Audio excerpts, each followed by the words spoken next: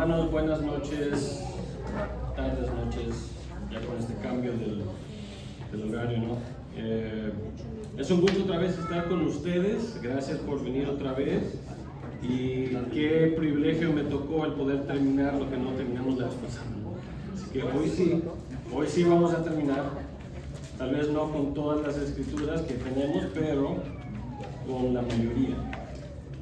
Pero el pasaje en sí lo vamos a tratar. Así que vámonos a Romanos capítulo 12, por favor, del 11 al 13. Y le pido a alguien valiente que me lo lea, por favor. Con fervor, como dice el pasaje mismo. En lo que requiere diligencia, no perezosos, fervientes en espíritu, sirviendo al Señor, gozosos en la esperanza, sufridos en la tribulación, constantes en la oración, compartiendo para las necesidades de los santos, practicando la hospitalidad. Gracias. Encomendémonos al Señor, por favor, vamos a orar. Padre nuestro que estás en los cielos, santificado sea tu nombre. Estamos aquí reunidos esta noche para darte la gloria y la honra, al leer tu palabra, al estudiar tu palabra, al ver en qué formas el Evangelio debe impulsarnos a ser diligentes, a hacer todo para ti con fervor, con diligencia, hasta el final, pero sabiendo que toda nuestra energía, todo nuestro ímpetu, todo viene de ti, todo viene de tu Espíritu Santo. Ayúdanos, Señor, a recordar la ley y el Evangelio. Y bendícenos esta noche, refrescanos esta noche. Amén. Amén. Bueno, hermanos, sí hay. Sí hay. Sí. Muy bien, entonces quiero que recuerden otra vez lo que vimos la semana pasada. Pónganle atención al tipo de vocabulario que usa Pablo, y especialmente en estos versículos: aborrecer, aférrense, diligencia, fervientes. Ya para comenzar es un pasaje bien dinámico, aunque puede ser bien sencillo en muchas formas, pero es un pasaje bien vivo, viviente, ¿verdad? Vamos a ver por qué es importante eso después, cuando contrastamos lo que es ferviente, lo que es vivo, con aquello que está muerto, o el sueño, las diferentes analogías que se usan para hablar de la vida en el espíritu, que es en sí vida, y la vida de muerte, que se refiere con la analogía del sueño, de la muerte, de la pereza. ¿Bien? Entonces vamos a primero acordarnos de lo que dijimos la vez pasada. Cuando leemos este pasaje, lo primero que debemos hacer no es en qué formas yo puedo por mi propia fuerza hacer mejor lo que estoy haciendo. No, lo primero que debemos hacer nosotros es sentirnos abrumados y decir lo que dice 2 Corintios 2:16: para estas cosas, ¿quién es suficiente? ¿Verdad? Y tener ese fundamento en el que desesperamos de nosotros mismos y luego acudimos al trono de la gracia para esa fuerza y esa energía que necesitamos para llevar a cabo la ley de Dios. Bien, entonces acordémonos también de lo que dice Filipenses 2:12 al 13. Yo les voy a avisar cuando les voy a pedir que vayamos a ciertos pasajes, no van a ser para todos, porque si no estaríamos aquí toda la noche. Con lo cual yo no estaría en desacuerdo, me gustaría estar aquí toda la noche estudiando, pero no podemos. Entonces Filipenses 2:12 al 13 dice: por tanto, amados míos, como siempre habéis obedecido, no como en mi presencia solamente, sino mucho más ahora en mi ausencia, ocupaos en vuestra salvación con temor y temblor, porque Dios es el que en vosotros produce así el querer como el hacer, por su buena voluntad. Recuerden lo que decía Romanos 12:1 al 2. Él decía: para que aprobéis cuál sea la buena voluntad de Dios, agradable y perfecta. Bien, entonces sabemos que lo que Dios nos manda, como dijimos la vez pasada, Dios lo provee. Dios manda y Dios provee. Acordémonos de la analogía del faraón. Dios no es el faraón que manda pero no provee, que manda y quita. Dios no es así.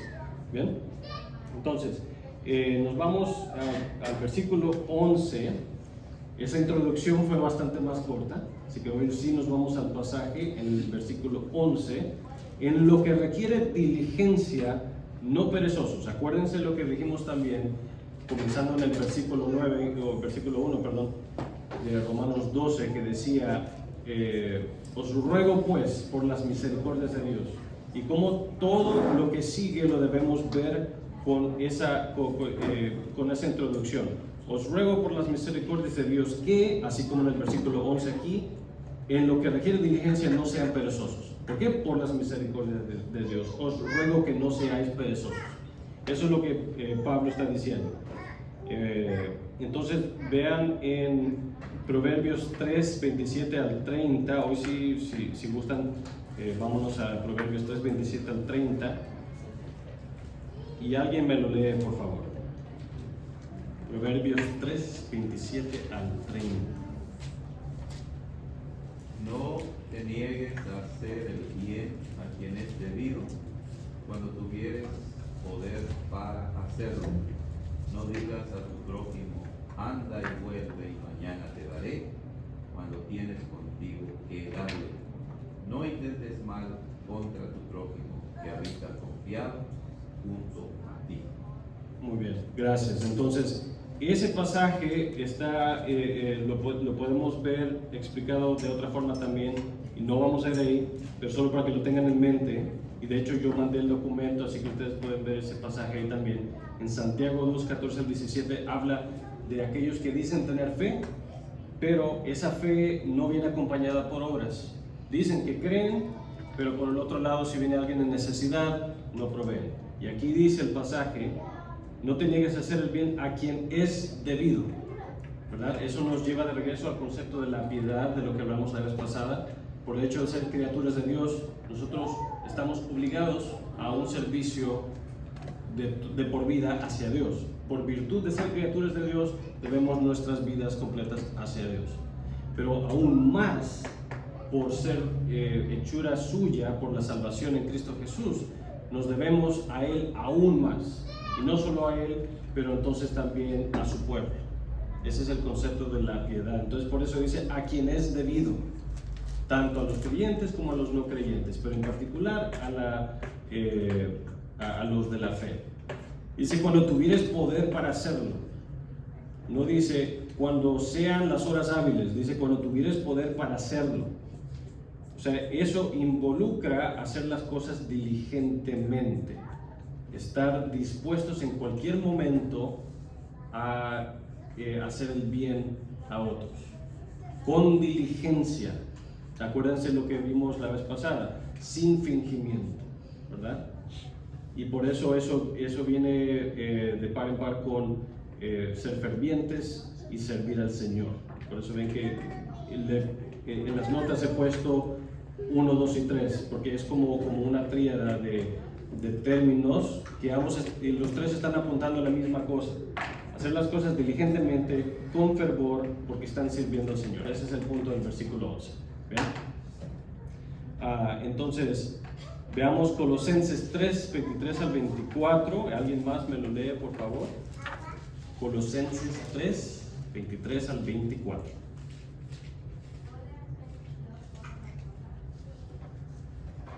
Y todo lo que hagáis, hacedlo de corazón, como para el Señor y no para los hombres, sabiendo que del Señor recibiréis la recompensa de la herencia, porque Cristo el Señor servís. ¿A quién servís? A Cristo el Señor. Y todo lo que hagáis, hacedlo de corazón, como para el Señor y no para los hombres. Vean el énfasis, ¿no? Vean la plenitud del servicio que eso exige de nosotros. Pero ¿por qué debemos hacerlo de corazón? Sabiendo que del Señor recibiréis la recompensa de la herencia. Ahora, eso no significa que es nada más por interés. No, bueno, te voy a dar esto porque un día el Señor me lo va a dar todo. No, Dios ya nos ha dado todo. Inclusive la Biblia dice, Cristo es suyo, Pablo es suyo, todo es la muerte, la vida, todo es de ustedes. Y por lo tanto, si todo es de nosotros, ¿se acuerdan de la palabra de la perla de gran precio? Hubo una persona que encontró una perla de gran precio y fue y vendió todo lo que tenía. O sea, que se quedó sin casa, se quedó sin nada, porque él se dio cuenta que esta perla valía infinitamente más que todo lo que él poseía. De la misma forma, ante el mundo, la iglesia ha visto y se ve en muchas formas como pobre, desamparada, sin nada, sin nada, no tiene que mostrar para todo lo que presume tener o presume prometer, ¿verdad? Pues eso es lo que muchos, por la razón por la cual muchos se retiran de la fe cristiana. Y eso lo vemos en las parábolas del sembrador, por ejemplo, ¿verdad? Que una semilla cayó y se secó, otra semilla fue ahogada por la maleza, pero otra semilla dio buen fruto. Hay unos que pueden recibir la palabra y otros que no. Entonces vemos ese fervor, vemos esa diligencia ahí en Colosenses. Todo lo que hagáis, hacerlo de corazón, porque a Cristo el Señor servís. Ahora, cuando dice servís, ¿qué nos está diciendo eso? Al Señor servís. ¿Qué es? ¿A qué nos está apuntando eso de servir? ¿Qué significa servir? ¿Qué es eso? Hablamos de eso la vez pasada. ¿Se acuerdan de las 3 analogías del matrimonio? Hablamos de la esclavitud, hablamos de muerte al pecado y la vida en unión a Cristo. A Cristo el Señor servís. Significa, correcto. ¿Y qué significa pertenecer? Que todo lo que hagamos es para Él. Da nuestra vida. Correcto. O sea, todo nuestro tiempo, nuestras pertenencias, inclusive lo que pensamos que es nuestro, al final de cuentas, no es nuestro. Nuestro dinero, nuestros recursos, nuestra energía, nada de eso es nuestro. Todo es regalo y dádiva de Dios y por lo tanto no es nuestro para retenerlo. Y no es nuestra prerrogativa el retenerlo y negárselo a los demás, a los que lo necesitan y a los que Dios nos ha mandado a dárselo. ¿Por qué? Porque ahora servimos al Señor, somos esclavos de Él. No somos más esclavos del pecado, somos esclavos de Él y por lo tanto obedecemos ahora las instrucciones y las órdenes de nuestro nuevo general, nuestro nuevo mandatario. Pero resulta que el mandatario previo, el pecado, era hostil, era un amo que buscaba destruirnos. Nuestro nuevo amo busca llevarnos a donde Él tenía la intención de llevarnos desde el principio, desde que nos creó. Él nos creó para seguir su voluntad, para obedecer su voluntad y para hacer su voluntad en la tierra de forma perfecta. ¿Se acuerdan de la vara de hierro que lo vimos la vez pasada? Está torcida y está ahora en una dirección en la que no debe estar. Y entonces Dios nos vuelve a enderezar. Y no es algo bonito, muchas veces es algo que duele y es de por vida. Pero Él va a perfeccionar aquello que Él empezó. ¿Bien? Pero por eso debemos hacer todo con diligencia y con fervor, porque todo eso nos lleva de regreso al Evangelio. Esa es la razón. Veamos Proverbios 19:15. No, más bien, perdón, Romanos 13, 11 al 14. No Proverbios, pero Romanos 13, 11 al 14.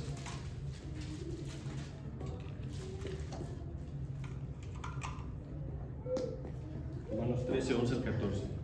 ¿Algún valiente? Dice, y esto conociendo el tiempo que es ya hora de levantarnos del sueño, porque ahora está más cerca de nosotros nuestra salvación que cuando creímos. Continúen, hermano, hasta el 14. La noche está avanzada y se acerca el día. Desechemos pues las obras de las tinieblas y vistámonos las armas de la luz. Andemos como de día, honestamente, no en locuras y borracheras, no en lujurias y lascivias, no en contiendas y envidia, sino vestidos del Señor Jesucristo y no proveáis para los deseos de la carne. ¿Ven otra vez la analogía del sueño? El estar despierto significa estar en la luz, estar en aquel entorno en el que la luz del sol ilumina todo y no hay nada que se pueda esconder. En la luz del día andamos y tramitamos y hacemos todo lo que debemos hacer. La hora de la noche es una hora para estar inactivos, para dejar de actuar, para reposar y descansar y dejar de hacer. Una de las cosas que de hecho no pensamos, yo lo pienso muy a menudo, es que cuando estoy dormido es cuando soy más vulnerable. Cuando estamos dormidos, no sabemos qué nos puede pasar. Alguien puede hacernos algo bueno, espero que no en nuestros hogares, ¿no? Pero en general somos lo más vulnerable posible cuando estamos dormidos. De la misma forma, por eso se nos dice, despiértense. Si son hijos de la luz, ustedes han pasado de la noche al día. Ustedes han pasado de la muerte a la vida. Por eso se habla mucho en los evangelios de, por ejemplo, cuando le dijeron al Señor Jesús, tal persona ha fallecido, por favor ven y dale vida. Y por eso Jesús dijo, ella no está muerta, sino que duerme. Entonces se usa bien a menudo esa analogía del sueño con la muerte.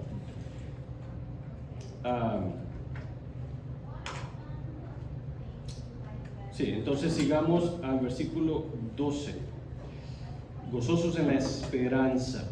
Ahora aquí realmente podríamos pasar mucho tiempo con qué tiene que ver esto de la esperanza.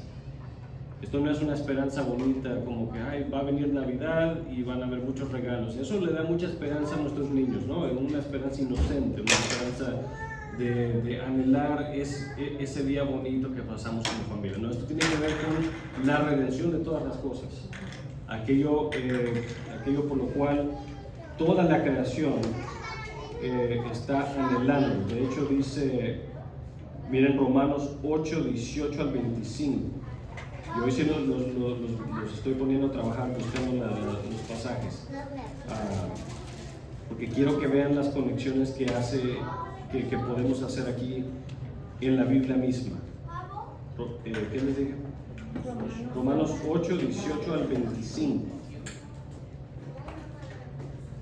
¿Vale todo? Sí, hermano. 8, 18 al 25.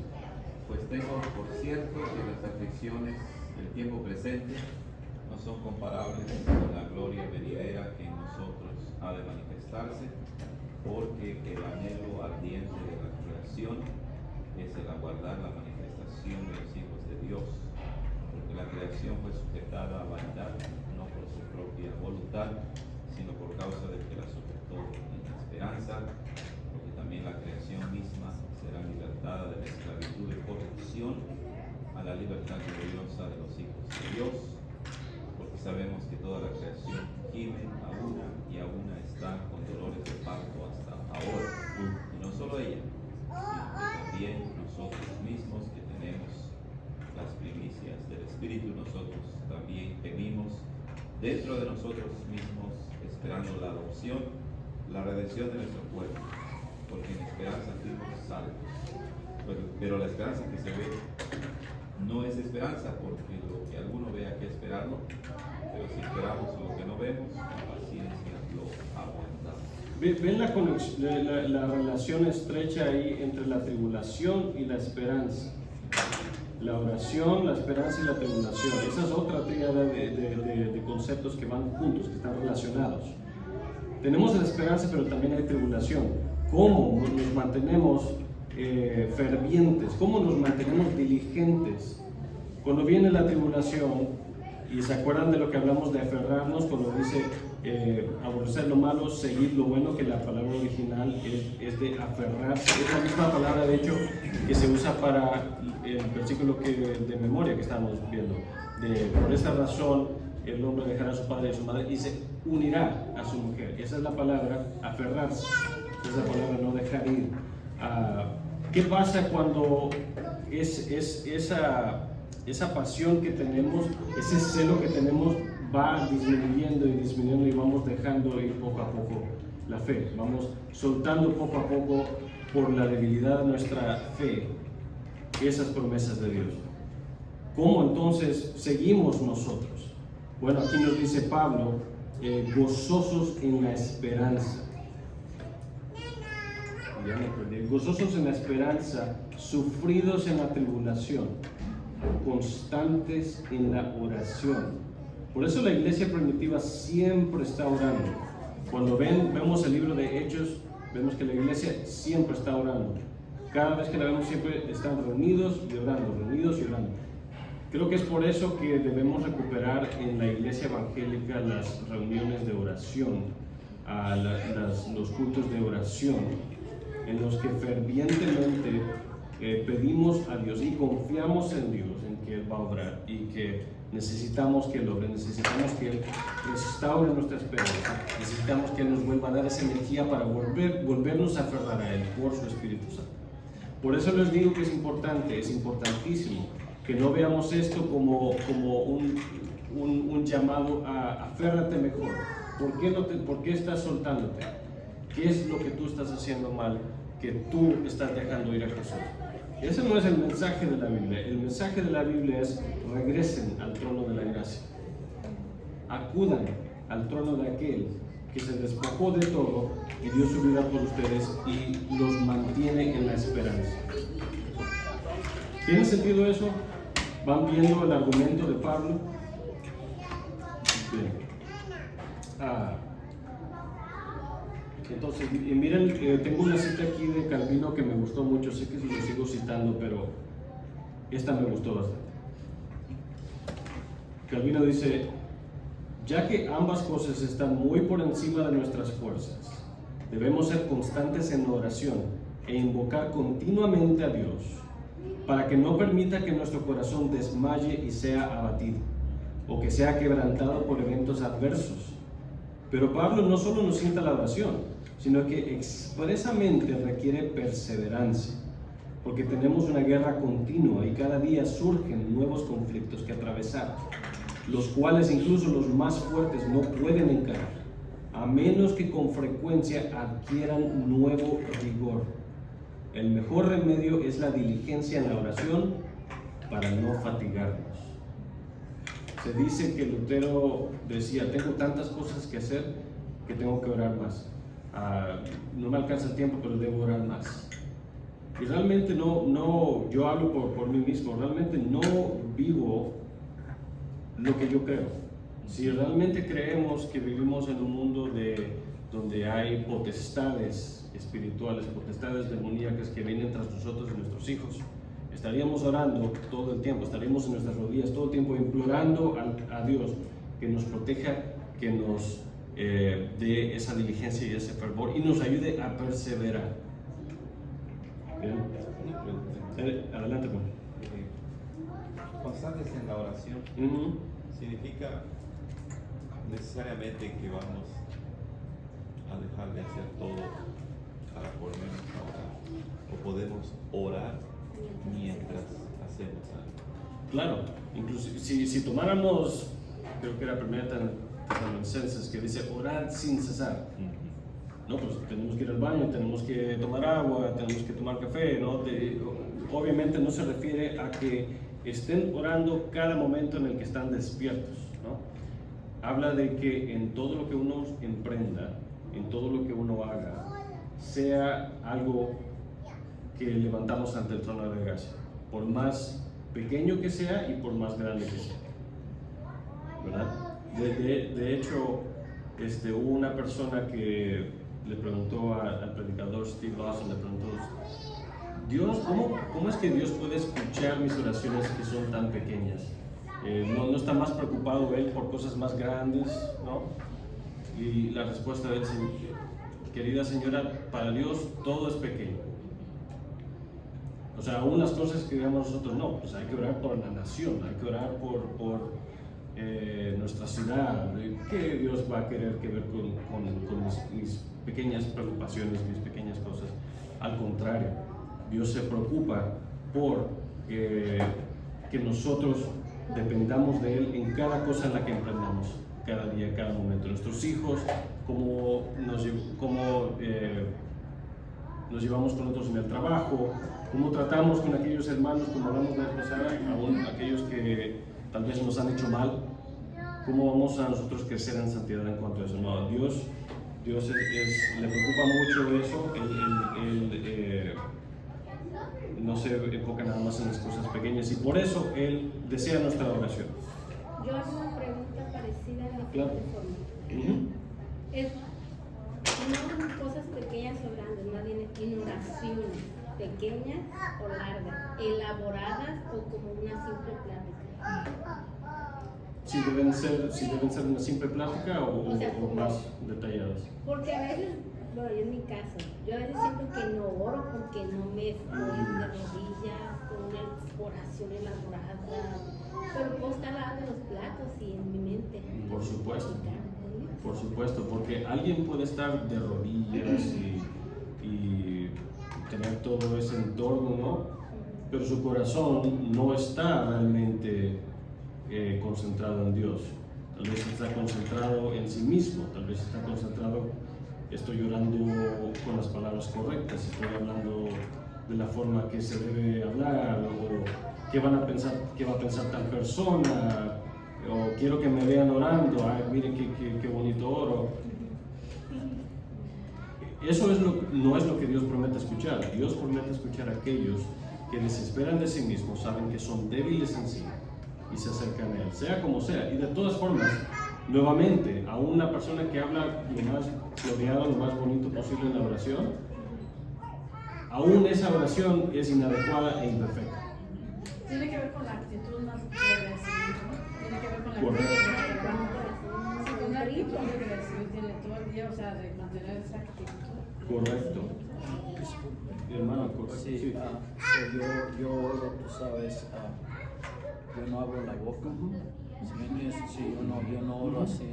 Entonces cuando yo de corazón, cuando se trata de mis niños o de otra persona que no sea mi familia, yo lo hago aquí. ¿Entiendes? Yo callado, yo oro. Y entonces yo me he fijado que cuando yo al principio siempre estaba pidiendo para mí, ¿me entiendes? Siempre pedía para mí. Claro. Y una vez en mi vida me encontré una persona mayor, esta señora me dijo, me tocó en mi nombre y me dijo, mijo, ¿sabes qué? Te voy a enseñar algo, dice, de aquí para adelante, dice, ora por los demás. Porque dice ella que iba camino a un hospital, iba en silla de ruedas, ya no caminaba. Y iba viendo cada puerta, cada persona que miraba, los miraba con mangueras, enllagados, se le dice, enllagados. Y ella se puso a pensar, dice, yo no estoy tan mal, ¿verdad? Porque miró a estas personas así. Y allí ella aprendió eso y eso me lo enseñó a mí, me dijo, mijo, empieza a orar por los que están más malos, ¿verdad? Y yo, ¿me entiendes? Entonces ya de allí para acá yo he tratado de hacer más, orar por estas personas, ¿verdad? Y poco a poco he mirado que Dios me va recompensando. ¿Sí me entiendes? Sí. Me va recompensando en mi vida. Pero nunca para de pasar cosas. Siempre va a pasar algo, ¿verdad? Con nuestros hijos. Claro. Pero también yo digo que tener paciencia, ¿verdad? Tener paciencia, la paciencia que Dios me ha dado, yo creo que es muy importante porque lo que me ha ayudado a mí ¿me entiendes? Salir adelante. Pero nunca, yo pues no, en realidad no conozco mucho de la Biblia, ¿verdad? ¿Entiendes? Pero en mi persona, a mi manera, yo oro con muchas fuerzas, ¿entiendes? Con mucha devoción. Claro. Y yo sé que Él me escucha. Claro. Eso es lo hermoso del Dios que tenemos, ¿no? Por eso la Biblia dice que Dios es un Dios que escucha la oración. Y cuando los discípulos le dijeron a Jesús, enséñanos a orar, y realmente miran la oración, es una oración que cualquier persona puede orar, cualquier cristiano puede orar. Toca realmente todo lo que se necesita tocar en la realidad y todo lo que tiene que ver con Dios, con los hombres y a los demás, en la oración más sencilla que jamás se pudo haber escrito. Padre nuestro que estás en los cielos. Comencemos con Dios, ¿verdad? No comenzamos con el Padre, dame esto. No, Padre nuestro que estás en los cielos, santificado sea tu nombre. Y habla de su reino venga en la tierra, habla de que no nos deje caer en tentación, que nos dé el pan de cada día y que la honra y la gloria sea para Él. Amén. Entonces no importa qué impedimento pueda tener uno, si ya sea no sé decir las palabras correctas o no hablo tan bien, no hablo la boca bien, pero estoy comenzando a orar por los demás. Como dijo la hermana, todo tiene que ver con el corazón, todo tiene que ver con la actitud con la cual uno se dirige hacia Dios. Porque al final de cuentas, como dije, aun si hay alguien que hable lo más perfectamente posible, sus oraciones son inadecuadas también. De hecho, por eso dice la Biblia que nosotros no sabemos realmente cómo orar y por eso el Espíritu intercede por nosotros con gemidos indecibles. Y lo dice Romanos, ¿no? Es correcto. Entonces, ese es nuestro consuelo, ¿sí, hermano? Una vez entendido esto, que no es tanto lo que decimos, sino la actitud. Aún así, es recomendable buscar un tiempo, un lugar, un espacio. Claro. Porque ahorita que mencionaste cuando los discípulos le preguntan, le piden al Señor que les enseñe ahora. Él les dice, más tú cuando ores, entra en tu aposento, cerrado, no puedes. Correcto. O sea, hay que buscar las condiciones. Correcto. Y se da, pues tenemos, nosotros como pecadores hay tantas cosas que nos distraen, nuestro pecado. Buscamos nuestra comodidad, correcto. Agregar una cosa, o no puedo decir, entonces como más sed hay que hacerlo mientras hacemos algo. Cuando también se puede hacer en un lugar más apropiado.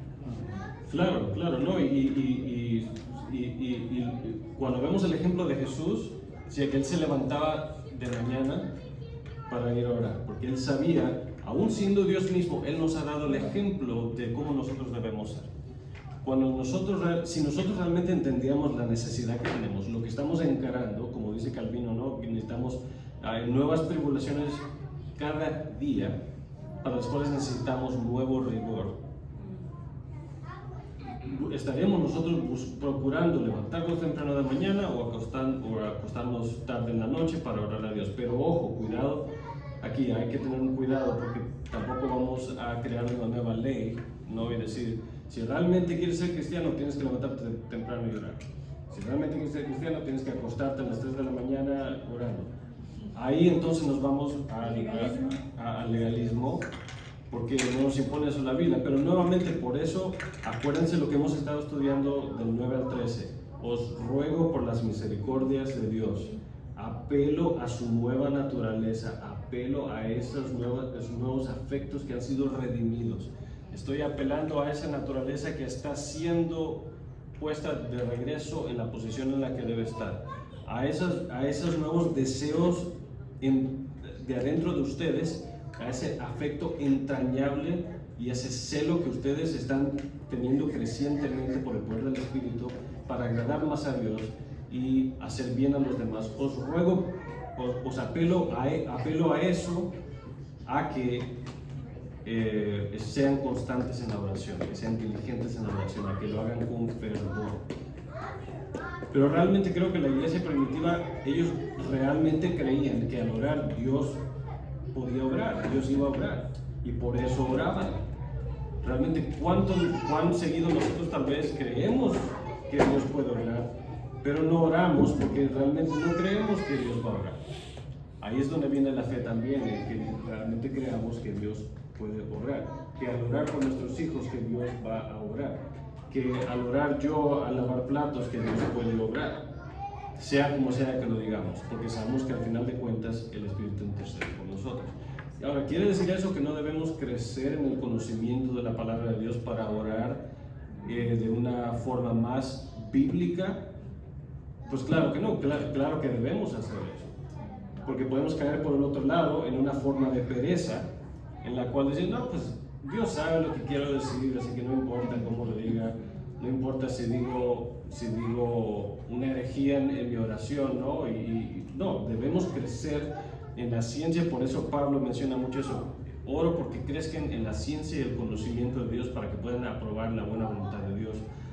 Por eso Romanos 12:1-2. No os conforméis a este siglo, sino... ¿Cómo es eso?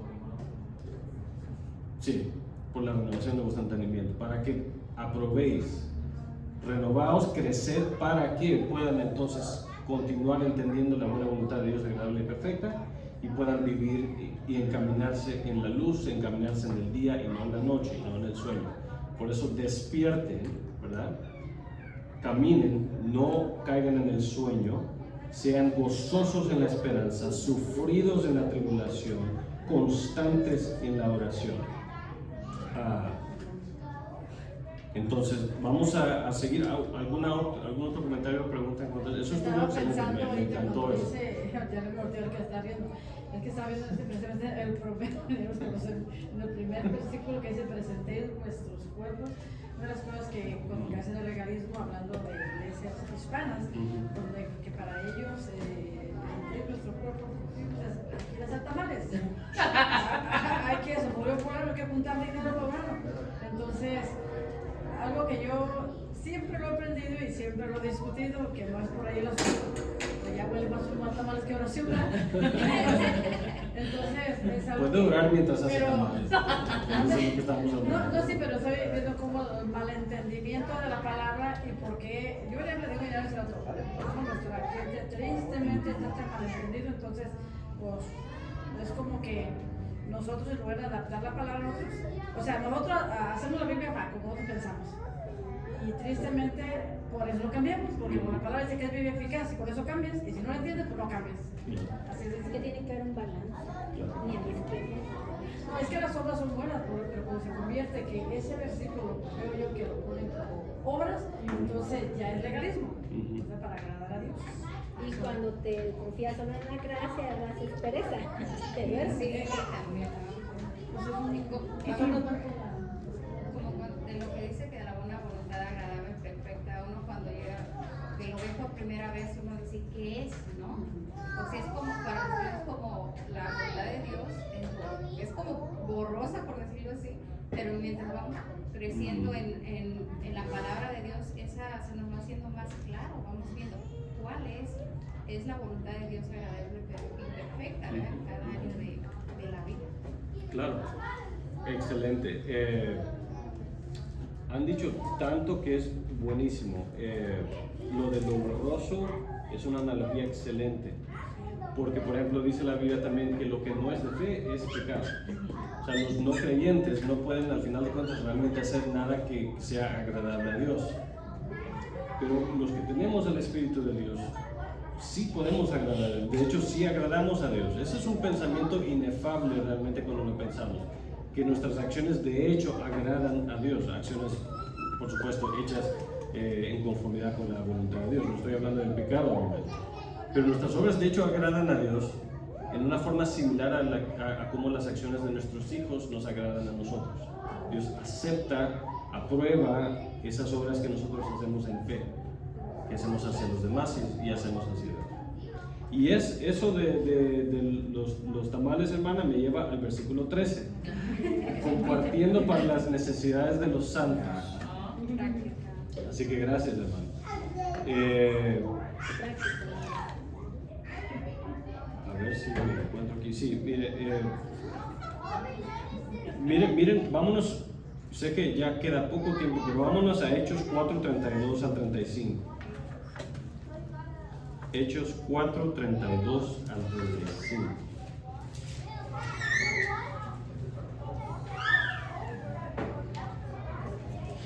A ver, ¿quién me lo lee, por favor? Y la multitud de los que habían creído era de un corazón y un alma, y ninguno decía ser suyo propio nada de lo que poseían, sino que tenían todas las cosas en común. Y con gran poder los apóstoles daban testimonio y de la resurrección del Señor Jesús, y abundante gracia era sobre todos ellos. Así que no había entre ellos ningún necesitado, porque todos los que poseían heredades o casas las vendían y traían el precio de lo vendido y lo ponían a los pies de los apóstoles, y se repartía a cada uno según su necesidad. Es muy interesante ver el tipo de lenguaje que dice que ninguno decía ser suyo propio nada de lo que poseía. Suena bien comunista, ¿no? Bien socialista, ¿no? Realmente en la comunidad de la fe, si nos entendemos como la Biblia nos describe correctamente, nada de lo que tenemos es nuestro. Realmente muchas veces no decimos eso, pero es difícil realmente vivir a la luz de eso. En cuanto a nuestro dinero o lo que nos aferramos en esta vida, debemos vivir en una forma en la cual realmente creemos lo que la iglesia primitiva creía aquí. Nada nuestro es realmente propiamente nuestro. ¿Por qué? Porque todas las cosas debemos tenerlas en común para que no haya necesidad. No debería haber necesidad en la iglesia de Dios. ¿Por qué? Porque nosotros nos deberíamos cuidar el uno al otro y cuidar a los otros. ¿Por qué? Porque al final de cuentas Cristo se despojó a sí mismo. Regresamos al Evangelio. Cristo no tomó igualdad a Dios como algo a que aferrarse, sino que tomó forma de siervo y se humilló hasta la muerte y muerte en la cruz. Esa misma mentalidad, dice Pablo, es la que debe haber entre ustedes, que haya este mismo sentir unánime entre vosotros. Sean como Cristo, que Él dejó todo y lo dio todo, para que nosotros lo podamos tener todo y luego darlo todo y luego recibirlo todo en uno. ¿Bien? Hebreos 6:10, y ahora lo voy a leer. Porque Dios no es injusto para olvidar vuestra obra. Eso me refería de que Dios aprueba nuestras obras, Dios le agrada nuestras obras. No es injusto para olvidar vuestra obra y el trabajo de amor que habéis mostrado hacia su nombre, habiendo servido a los santos y sirviéndoles aún. Pero deseamos que cada uno de vosotros muestre la misma solicitud, por un momento, dice hasta el fin, para plena certeza de la esperanza, a fin de que no os hagáis perezosos, sino imitadores de aquellos que por la fe y la paciencia heredan las promesas.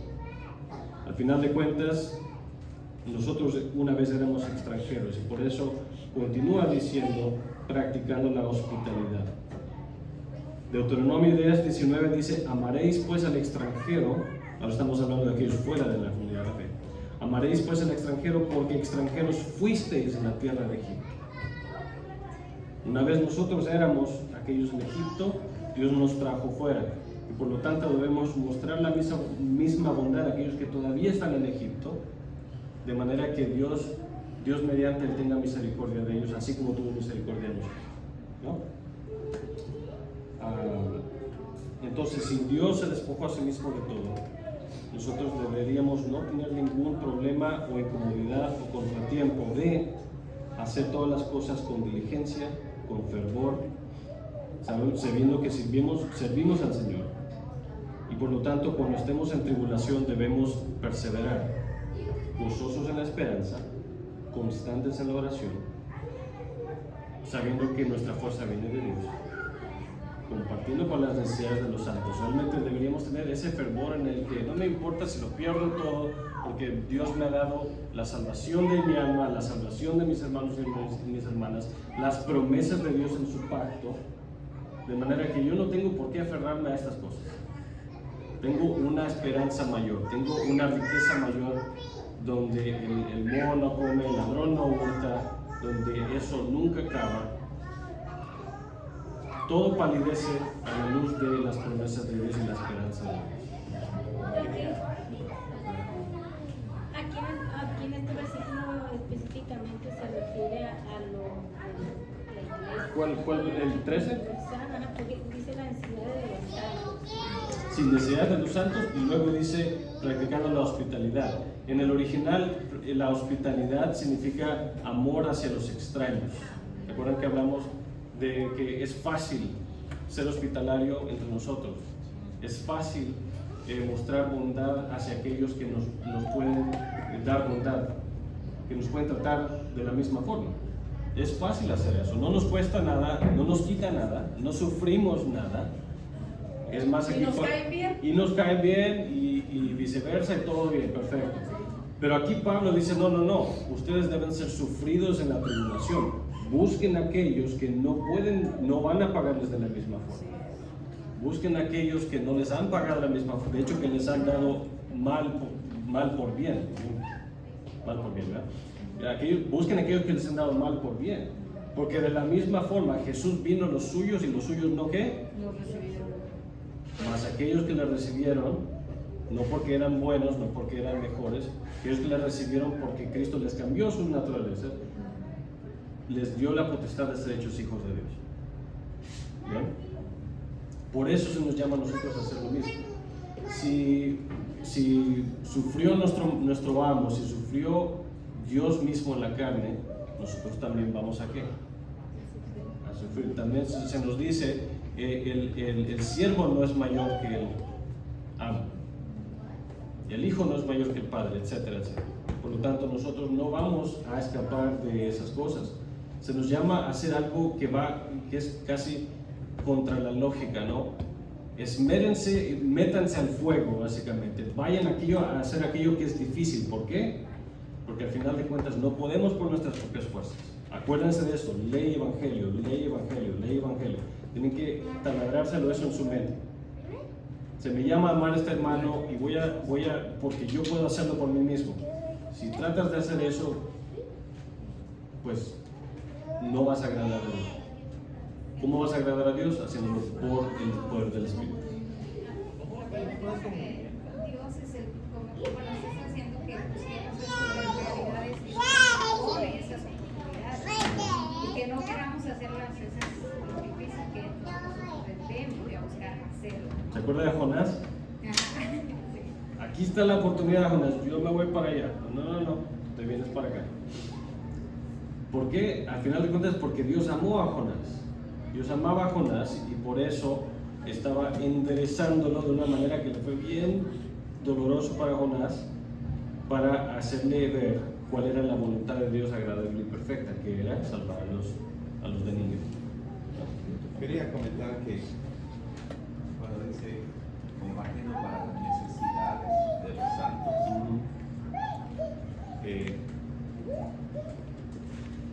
no se debe entender como que uno se debe de despojar indiscriminadamente de lo que tiene para darle a todos, ¿verdad?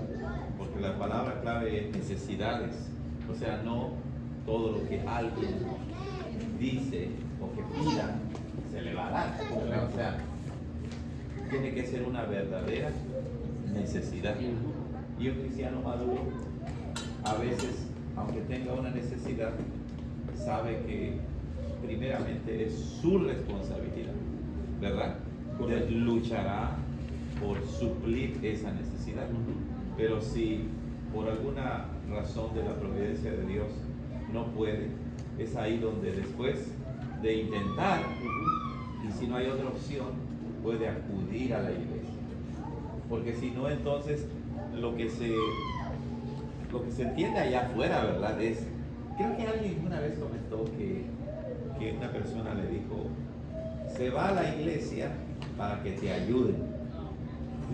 Alguien, creo que comentamos en un estudio, que otra persona le dijo afuera, no, a la iglesia vas para que te ayuden. Y entonces hay esa idea, ¿no? Incorrecta de irresponsabilidad de uno mismo, y también de que si hay algo que no tienes, como que los demás están en la necesidad de dártelo sin que te esfuerces. Exacto. Ese es el comunismo que realmente correctamente rechazamos. Porque la Biblia, por eso, acabamos de decir no sean perezosos. Y ahora estamos hablando de darle a los perezosos. La Biblia misma dice, el que no trabaje, que no coma. Lean el libro de Proverbios, dice la pereza. Exacto. Correcto. Y además, si uno aprende a llevar esa necesidad a Dios es poderoso y Él pone, hasta un trabajito, ¿entiendes? O sea, Dios es un Dios que sabe. Claro. Pero si uno no sabe ir a Dios, uno va primero al pastor, porque piensa, nuestros comunidades piensan, pues ahí en la iglesia, piensan que es beneficencia. No saben que la iglesia es primeramente para que te enseñen la palabra. Claro. Entonces, falta de madurez. Claro. Hermano. De hecho, como por ejemplo en Timoteo, en el caso de las viudas, ¿verdad? No dice a todas las viudas, ¿verdad? Correcto. Nosotros todas las vidas.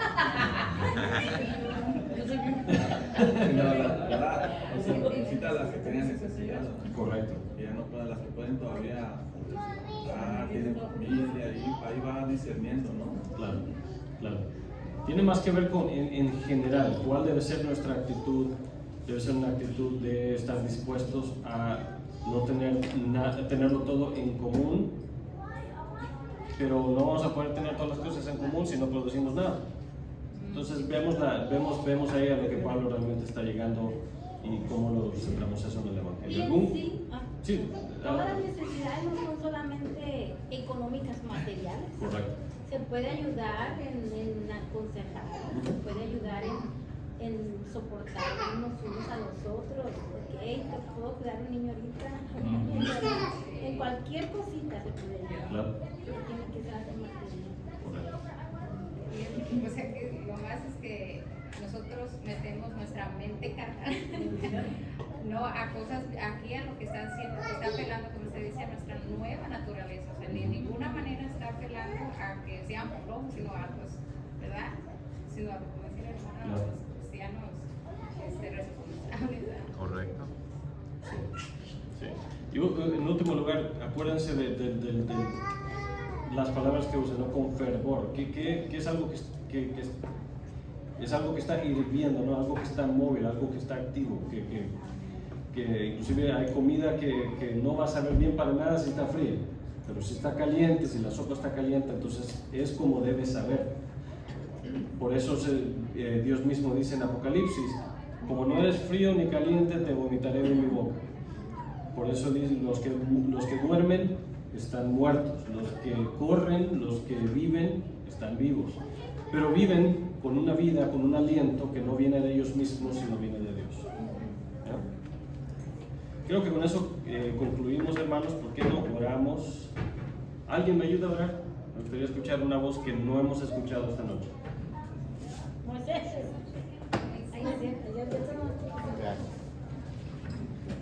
Señor, gracias por ese día, gracias por el estudio que nos pudo enseñar hermano Benjamín, que sea para nosotros una bendición y podemos reflexionar en ella para mejorar nuestras vidas, que nos recordemos que siempre pongamos a ti primero en todas las cosas. Cuídanos a los ingresos de nuestras casas ahora y cuídanos durante esta noche y todos los días que nos faltan. Perdónanos de todos tus pecados. En el nombre de tu Hijo Jesucristo oramos estas cosas. Amén. Amén.